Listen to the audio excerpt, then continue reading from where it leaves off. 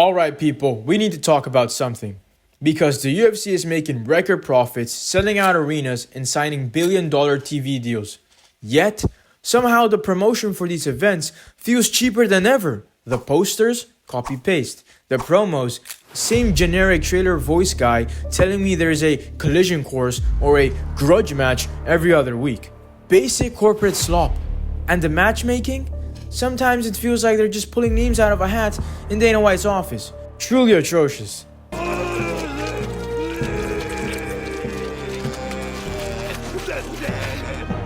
Today, on the MMA couch, we're going in. Because if the UFC is going to keep calling itself the most exciting sport in the world, maybe they should start promoting it like it is the most exciting sport in the world. You get me? Before we get into it though, do yourself a favor and hit the like button, and don't forget to subscribe as well. Let's start with the posters, because what in the Dagestani blanket is this crap? Remember when UFC posters used to feel like actual event posters, unique artwork, cool concepts, something you'd want to hang on your wall? Now, every poster looks like the same Canva template. Two guys facing each other, some random smoke in the background, and the date slap at the bottom. That's like supreme slop.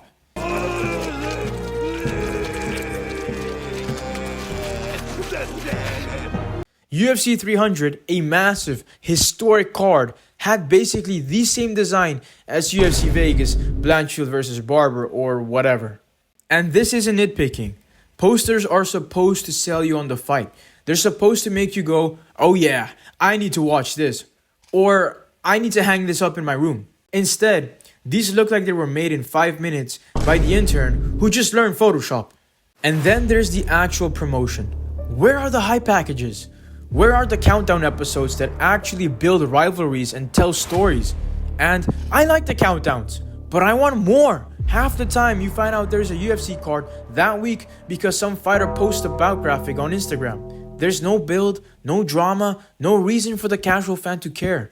Unless you already follow the sport 24/7 like I do, because I am a hardcore. You know, like there's no reason to tune in. You don't even know there's a fight. Like this weekend, there's UFC Perth in Australia, Carlos Ulberg versus Dominic Reyes.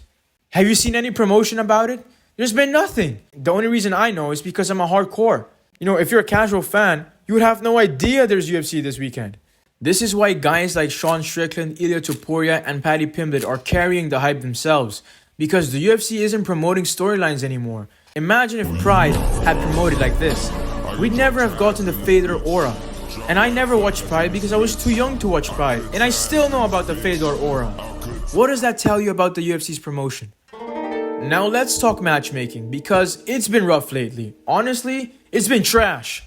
Instead of the fights fans actually want, we're getting weird contender matchups that kill momentum. Or guys fighting down in the rankings for no reason, with a sprinkle of one good main event.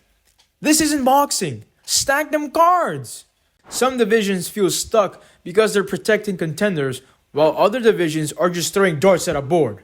Look at lightweight. We could have had Arman versus literally anyone in the top 5 months ago. But nope. This little rich boy hasn't fought in over a year. Charles is the only one in the top 5 with a fight booked. Guys, come on.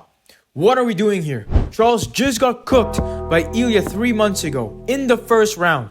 How is Charles fighting before Ilya or anyone else for that matter? Also, when are they gonna book the next featherweight title fight?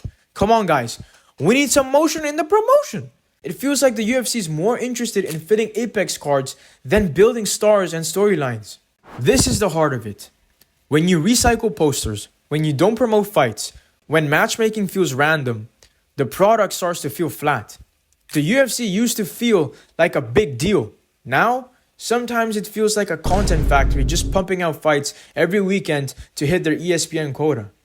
And when you're charging $80 for a pay-per-view, maybe, just maybe, make it feel like a pay-per-view. And I know that next year there will be no more pay-per-views, but with that guarantee of money from the Paramount deal, I don't know if that's going to change. And here's why this matters. Promotion isn't just fluff. It's what gets fans invested. Think about UFC 229, Khabib versus Conor. Half of why it was so huge was the build, the press conference, the bad blood, the hype packages. It felt epic. Same for Aldo versus Conor. Those trailers were epic and they had a world tour press conference. That is unheard of today. It no longer feels epic. When you stop building those moments, you stop creating superstars. And when you stop creating superstars, the sport stops growing. So yeah, the UFC might be more profitable than ever. But if they keep promoting like this, the product is going to feel cheaper no matter how good the fights actually are. So, what do you guys think? Am I right? Are UFC posters and promo packages officially cooked?